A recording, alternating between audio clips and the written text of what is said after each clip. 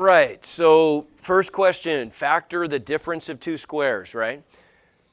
So we're just going to use, there's quite a few of these on the test, and they're really easy. These are just the binomial factoring patterns, right? So anytime I have a two-term polynomial, I want to use my patterns. The pattern we use here is difference of squares, but I have to write this as a difference of squares. So I'd have to write it as x squared minus what? 9 squared, good. There's a difference of squares, a squared minus b squared pattern. And then how's that factor?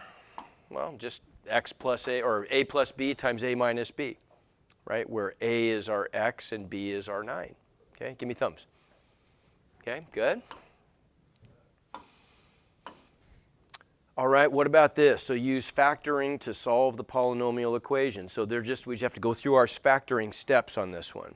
Definitely you're going to want to turn in good work, because if you miss one on here, if you're showing me the right steps, you can still get lots of partial credit. Okay, what do we always do first when we're trying to factor something? GCF, yeah. Okay, so what could I factor out? What's a good GCF? Yeah, we could factor out a 2x squared, which would leave us with what? If I divide each of those terms by 2x squared, what do I get? What's 2x to the 4th divided by 2x squared? X squared. 72x squared divided by 2x squared. 36. Okay, and that's all equal to 0. Now here's where we have a choice. We have an option. We could keep going with the blue factor and factor it as a difference of squares if we want to. So we could write this as 2x squared times, how would that factor as a difference of squares? X squared minus 36. 36 is what squared? X minus 6 times x plus 6. There you go. We think of the 36 as a 6 squared. And we could go one step further, and now it's completely factored, and now we just apply the zero product property. So what's the 0 of the 2x squared factor? 2 times what squared is 0? 0. So there's one of our solutions. What's the 0 of x plus 6? Negative 6. Okay, everybody see that? And how about this guy over here? What do you think? What's the 0 of that one? Positive 6, yeah. 6 minus 6 would give us 0. So there are my 3 solutions. Now the other option you have, the other alternative, would be, I've got this blue factor down to where it's quadratic, so I don't really have to go any further. Once I get the factors down to where they're quadratic, I can always just set them equal to 0 and solve if I want to, right? If I don't want to factor any further, or if I can't factor any further. So in this case, we could just set x squared minus 36 equal to 0, which means x squared equals 36. So what's x then? If I square root both sides? Plus or minus 6 if I square root both sides. Whenever I square root both sides, I have to include that plus or minus. Either way, I get the same solutions, 0, 6, and negative 6. Okay, give me thumbs. Okay, all right. So another one where we've got a binomial, but this time the pattern is a cube pattern. So how am I, and I'm going to leave that little poster will be up here, so you'll be able to always look up there and see what the cubes are. So 343 is what cubed? 7. Okay, so I could write this as x cubed plus 7 cubed, right? And I'm just going to be following then the sum of cubes pattern, a cubed plus b cubed. What is the a cubed plus b cubed pattern? How's that one go? A plus b, good, times, no, a squared minus ab plus b squared, right? Remember that? Okay, you got a binomial and a trinomial. The terms in the binomial are just a and b. The terms in the trinomial are all the different ways we can multiply a and b. A times a times b times b. And the signs go, whatever the original sign is, you copy it, then you flip it, and then the last one's always positive, right? So there's our pattern. What does that become for us? Well, a is x and b is 7, so a plus b is just x plus 7. A squared becomes x squared, minus ab becomes minus 7x, and b squared becomes 7 squared, or 49. Okay, thumbs? Okay, good. Okay, now we're moving on to a 4-term polynomial equation, right? So now what's my strategy when I have 4 terms in a polynomial? Okay, good, I'm going to group them, right? But I also have to have the polynomial written in standard form, so we need to rearrange things a little bit here, don't we? The terms are out of order. We always have to start with the biggest power of the variable and work our way down to the constant. So I would rewrite this as y cubed minus 2y squared plus 16y minus 32 equals 0. Okay? And we're going to split this into 2 groups.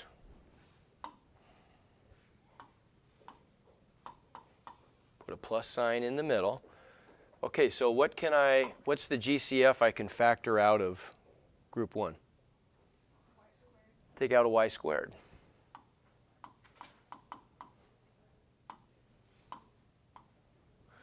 And what's left behind then? Y squared times what is y cubed? Y. Y squared times what is negative 2y squared?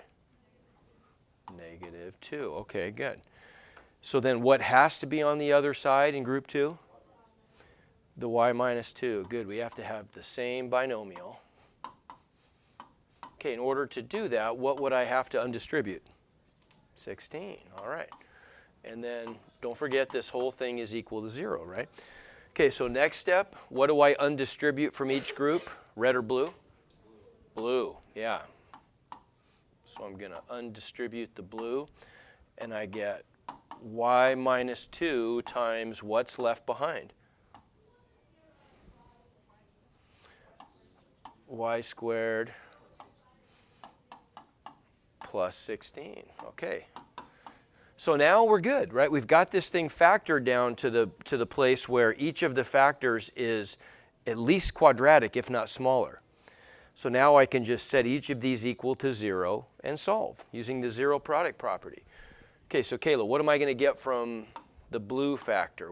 If I set that equal to 0 and solve, what's y equal to? 2. Good, so there's one solution. Now how about this one? If I set this guy, y squared plus 16. If I set that equal to 0, Gage, what do I have to do now? Subtract 16. Okay, good. So I get y squared equals negative 16 if I square root both sides. Okay, good. So I'm going to get a plus or minus, aren't I? Anytime I square root both sides, I have to include a plus or minus. And what's the square root of negative 16? 4i, good. Anytime I have a negative inside the radical, it becomes an I outside, right? And so my solutions then are 2, positive 4i, and negative 4i. Thumbs. Okay, good. All right. Okay, so now I threw you a softball here. This is no big deal, right? This is a Unit 4 one to get you warmed up so you're thinking about how to factor basic trinomials. So A is 1, B is negative 15, C is 54, right? All I've got to do here to factor this is just find magic numbers. So the numbers have to multiply to what? 54 and add to negative 15. What are those numbers? Close. Not 7 and 8. Because yeah, there you go. There you go. There we go. 7 and 8 multiplied to 56, right? Not 54. So minus 9 and minus 6, right? Okay, now what goes here and there? Just x, right? Because they need to, when I distribute, they need to give me an x squared, which they will, right? So this is just plain old basic factoring, and that's it. That's where we stop. Okay, no big deal. All right, but what about one like that? Okay, we still have a trinomial, and we could agree that we still have an a, b, and a c. What's a? Well, a is the coefficient. 1. What's b? What's c? Okay, so then we know that this is going to factor like a normal trinomial. What are the magic numbers they have to multiply to? There you go. They have to multiply to negative 35 and add to negative 2, which gives us negative 7 and positive 5. But this time, we got to be a little careful. What goes there and there? X squareds, right? Those are x squareds because when I distribute, I need to get an x to the 4th this time instead of an x squared. Everybody see that? Okay. And the other way to kind of see this, you don't have to even write this down, but we want to just see that I could write this as something squared minus 2 times something minus 35, as long as that something is an x squared, right? And so that's where we stop. We can't go any further because this would be a sum of squares, which is not a pattern. This one wants to be a difference of squares, but 7's not a square, right? 7, like 4 would work, would be 2 squared, 9 would be 3 squared, 7's nothing squared. Okay? Thumbs? Okay? So then there's another one which is just solving an equation like that. Same kind of thing, right? So if I factor this, this is just a trinomial. What do the magic numbers have to multiply to? Negative 7 and add to positive 6. So what would those be? 7 and negative 1. Okay, but again, we got to be a little careful. What's going there and there, Clayson? P squared. Yeah. Because when I distribute, it's got to give me p to the 4th, not p squared, right? Okay, so now we're to a point where we've got this thing factored into quadratic factors. We're solving an equation, so we could just set each of these equal to 0. If I set this factor equal to 0, p squared plus 7 equals 0, what are my 2 steps to isolate the p there? Sammy, what am I going to do? Got to isolate that p. Subtract 7. So I get p squared equals negative 7. Now what? Square root. So I get p equals plus or minus because I square rooted both sides. And what is the square root of negative 7? Well, square root of 7. Right? Square root of 7 can't be simplified. There are no couples contained in 7, right? So everything is stuck inside the radical. So we know we're getting a square root of 7, but we're getting an I outside because we had a negative inside the square root to begin with. You're free to put the I in front of the square root if you want to also. It's a little safer that way. So that way you don't get it stuck under the radical accidentally. Okay? So there's 2. We got to get the others, though. How about this one? Over here, if we set this other factor equal to 0, we get p squared minus 1 equals 0. So p squared equals 1. So if I square root both sides, what's p equal to? Plus or minus 1. Okay, so my solutions then, I have to separate them all so it would look like that. 1 comma negative 1 comma. They put the I in front of the square root, which is probably a good idea. So I times the square root of 7 comma negative I times the square root of 7. Okay, give me thumbs. Good? All right. Okay, synthetic division. I would say this is really easy process, but I'd say if there's anything that maybe you're not feeling as comfortable on, I'd guess maybe it's the division stuff because that's pretty recent, right? Okay, so let's review just a couple of these. There are 3 synthetic division problems on the test. Synthetic division is super easy, right? I only put 1 long division problem on the test because they're kind of, they're not very fun, right? I mean, there's more steps, there's more to do. How do we do this? Let's walk through. So we make our bracket first. Okay, what's next? Okay, good. Coefficients. Good. And I put the box under, when I have my last coefficient, I'll put the remainder box under that. I need the coefficients. All right, so first one is what? 2. Next one is 13. Next one is, no, 0. How come?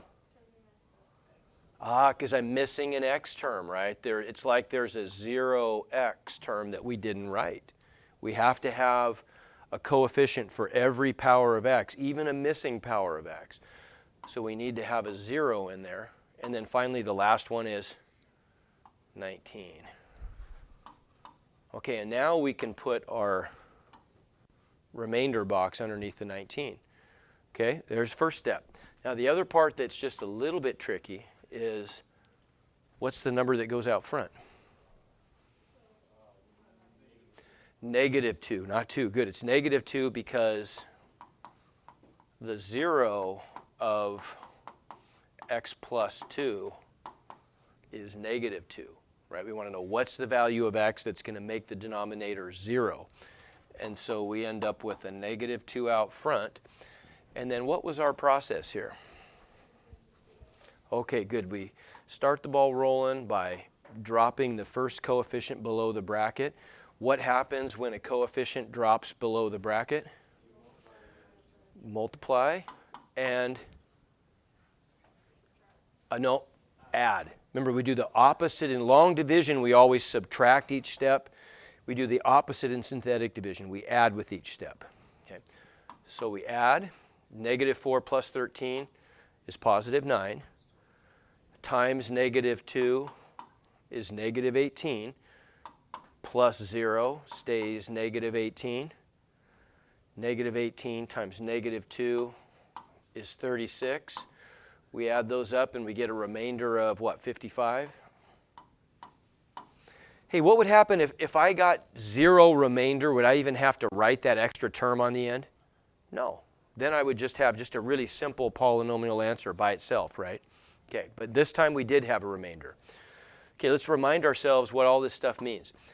So next to the number next to the remainder box is the constant, and then scooting to the left, the next one would be the coefficient of x, and the next one is the coefficient of x squared. And if there were another number, that would be the coefficient of x cubed, etc., right? So this is telling us the polynomial part of our answer, and this is telling us the remainder. Okay, so how am I going to write my answer then? Well, I've got the polynomial part first, right? That's the stuff that shows up to the left of the remainder box. So there's that part. How do I write the next term? Okay, good. Plus 55 is what remains over the denominator. That's the job of the remainder, it's what remains over the denominator, right? So we get this 55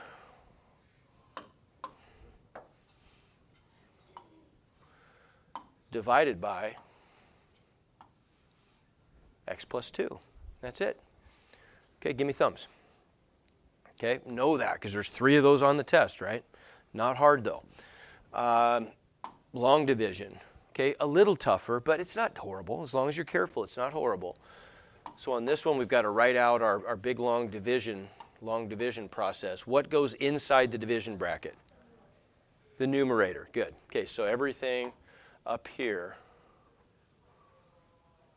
goes inside. So 9x cubed minus 8x squared.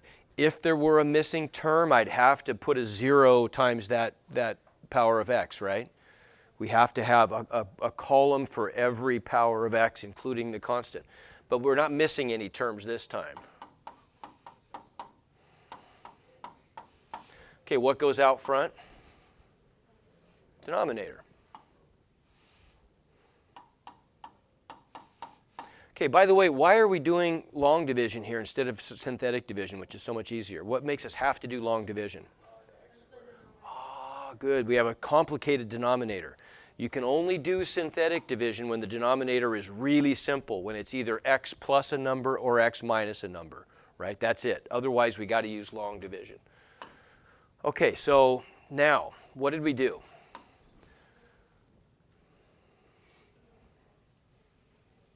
Yeah, okay, good. We want to know how many times does the leading term outside divide into the leading term inside?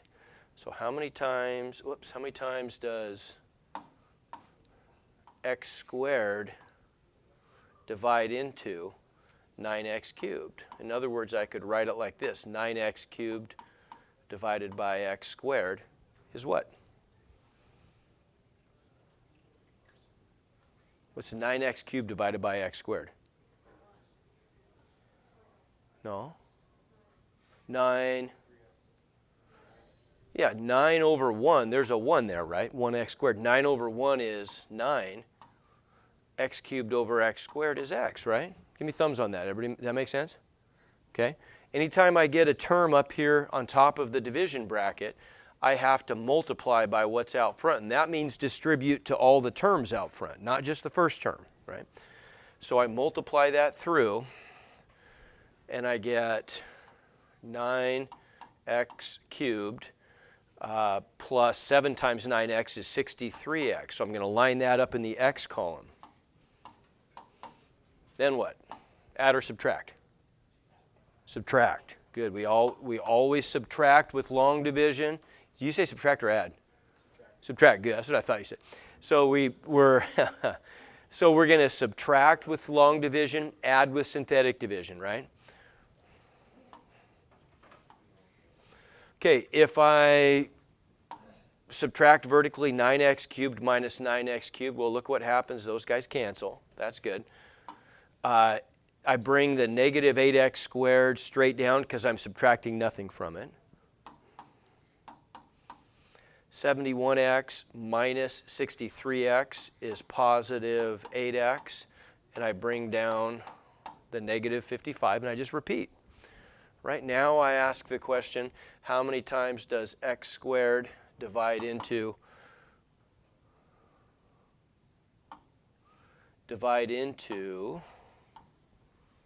negative 8x squared? So what's negative 8x squared divided by x squared? Negative 8. So my next term in my answer is minus 8. Okay, I get an answer on top of the division bar. I multiply out front, right? So I got to distribute this to all the stuff out front. Negative 8 times x squared is negative 8x squared. Negative 8 times 7 is minus 56. And I'm going to subtract the whole thing vertically. Well, again, negative 8x squared minus negative 8x squared, they cancel, right? That's adding 8x squared. So they cancel. I bring the 8x straight down. Now be careful with this one. What's negative 55 minus negative 56? 1. It's positive 1, isn't it? Because I'm adding 56 to negative 55. So I get 8x plus 1, and that is my remainder. How come? Because now I've got a term, my first term, my leading term, x is smaller than the x squared out front. So x squared will not divide into it, right? If I tried to do that process, look what would happen. I'd get 8x divided by x squared. Well, that's not going to work. I'm going to get x's stuck on the bottom, which I know I can't have x's on the bottom in a polynomial, so I'm done, right? So this is my remainder.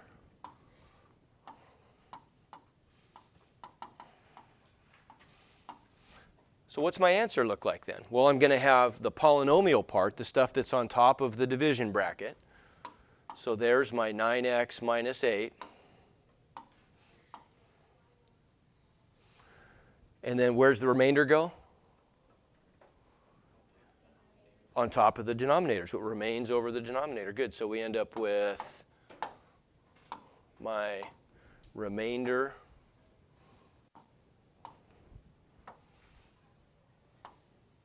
(8x plus 1) is what remains over my denominator. Give me thumbs. Okay, good. And then the last two are really simple. They're just the nonlinear system stuff, but I didn't give you anything really tough. These are just real similar to the ones that would show up potentially on the test. Give you one substitution problem and one elimination problem. And I can't remember. I think I either gave you, I can't remember if I gave you one or two. I think I gave you two on the test. So one of each. But it could be that it's random and it's either or. I just can't remember. So a substitution one is one where I've got a variable that's already solved for or is super easy to solve for and substitute. Like here, right? Like I've already got in this top equation, y is by itself. So y is going to get replaced by x squared plus 8x plus 5 in the bottom equation, right? So what's that become then? Everything that used to be a y in the bottom equation becomes an x squared plus 8x plus 5, and that's all equal to negative x squared plus 4x plus 11, right? So I just solve that quadratic equation. I would push everything left or right here? Left. Good. I want to get positive number of x squareds. So I'm going to add x squared to both sides. So those guys cancel. I'm going to subtract 4x from both sides so they cancel. And I'm going to subtract 11 so they cancel. And then that gives me the equation x squared plus x squared is 2x squared. 8x minus 4x is 4x. 5 minus 11 is negative 6. And on the other side, I just get 0, right?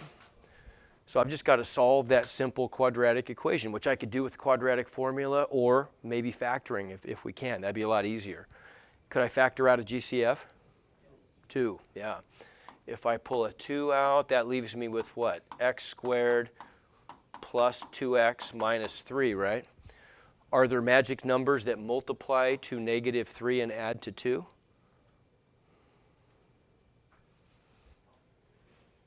Positive 3 and negative 1 would work, wouldn't they? So we're going to split this up then. It's going to become x plus 3 times the factor x minus 1. Now it's all factored. Look, we can just set these factors equal to 0 to find the zeros, right? What's the 0 of x plus 3? Negative 3. Aubrey, what's the 0 of x minus 1? Positive 1. Okay, now don't make the mistake of thinking you're done because remember, we're solving a system. Those are the x values, but I need to find the y values, right? That's easy though. I can just plug them into either one of those equations. How about the top one? So we'll take each of these. What do we get? X equal negative 3. And if I plug in there, y would just equal negative 3 squared is just 9, right? Negative 3 times 8 is minus 24, and then plus 5, well, that just adds up to negative 10. So I get the ordered pair negative 3, negative 10, or the other solution was x equals 1. If x equals 1, if I plug that into my substitution equation, y equals 1 squared, which is 1, plus 8 times 1, which is 8, plus 5, so what is that, 14? So I get the other ordered pair is 1, 14. Okay, give me thumbs. Make sense? Okay, no big deal. And then here's like I'll do one quick example where substitution's a bad idea. It'd be really hard to solve for any of these variables, wouldn't it? But we could use elimination here. We could just add these up. We don't even have to multiply by anything. They already cancel if I add the equations up. So if I add these up, vertically, x squared plus x squared is 2x squared. Y squared minus y squared, the y squareds cancel, that's good, equals 65 plus negative 33 is 32, right? That's a pretty easy equation to solve. If I divide by 2, I get x squared equals 16. So what are my solutions for x? What are they? Plus or minus 4, right? Good, I could square root both sides. So let's see if and I get x equals plus or minus 4, right? So I got two possible x values. I've just got to plug each of those into one of these equations and see what we get. Well, how about if we pick the top one? Okay, so we'll take each of those. What if I take x equals 4? If I plug 4 into the top equation, I'm going to get 4 squared, which is 16, plus y squared equals 65. So I subtract 16, right? And 65 minus 16 is just 49. So Brock, what are my solutions going to be for y then? If I square root both sides, you got to have a plus or minus. Yeah, there we go. So y equals plus or minus 7. Okay, so I get, when x is 4, there are two y values. So I'm actually getting two ordered pairs out of that, two solutions. I get positive 4, positive 7, or positive 4, negative 7, right? Give me thumbs. Everybody agree with so far? We good? Now I got to take the other possibility, which is x equals negative 4. Okay? Okay, if I plug negative 4 into this top equation, what's negative 4 squared? 16. So I get 16 plus y squared equals 65. Well, that looks pretty familiar, doesn't it? That's the same equation we got in blue, so the solutions are going to be the same. What am I going to get if I solve for y then? Well, same thing I got here, plus or minus 7, right? So what are my other two ordered pairs then?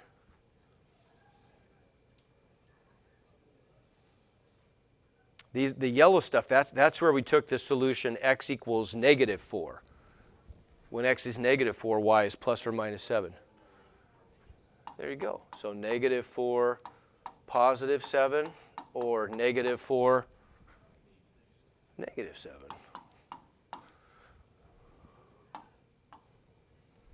There it is. Give me thumbs.